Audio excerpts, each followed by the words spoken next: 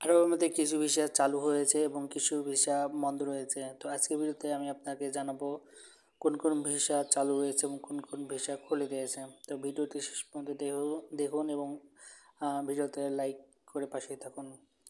তো প্রথম নম্বর হলো যে আরব আমিরাতের সরকার ফ্যামিলি ভিসা খুলে দিয়েছে।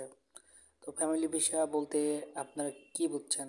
তো ফ্যামিলি ভিসা হলো যে আরব আমিরাতে যারা রয়েছে বাংলাদেশি অথবা অন্যান্য দেশে যারা রয়েছে তাদের আত্মীয় স্বজন ভিজিট ভিসায় যেতে পারবেন।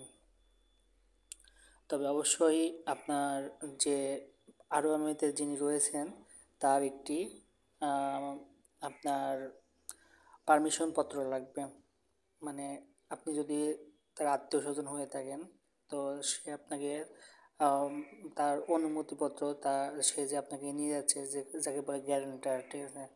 তো বাংলাদেশের যারা রয়েছে তাদেরকে সে নিয়ে আসতে পারবে। তবে যখন নিয়ে যাবে তখন অবশ্যই সেসব আত্মীয় স্বজনের বা মানে যে ইয়ে রয়েছে যারা যাবে তাদের অবশ্যই রিস্ক নিতে হবে।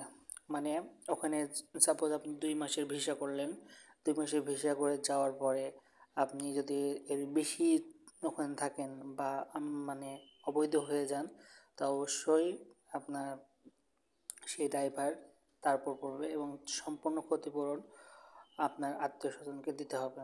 তো অবশ্যই এই ভিসা যারা তারাই করবে, যারা আত্মীয় স্বজন বা যারা আছে যারা ভিজিট ভিসায় অ্যাকচুয়ালি যাবে, যেন তারা 2 মাসের আগেই, সাপোজ 2 মাসের ভিসা করলো, 2 মাসের আগে যেন ব্যাক আসে।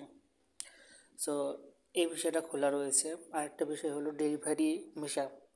তো যারা ডেলিভারি ভিসায় যেতে চান, ফুড ডেলিভারি, তারপরে হচ্ছে যে অন্যান্য যেসব ডেলিভারি ভিসা রয়েছে সেই ডেলিভারি ভিসা খোলা রয়েছে। তো এই বিষয়ে আপনারা যেতে পারেন।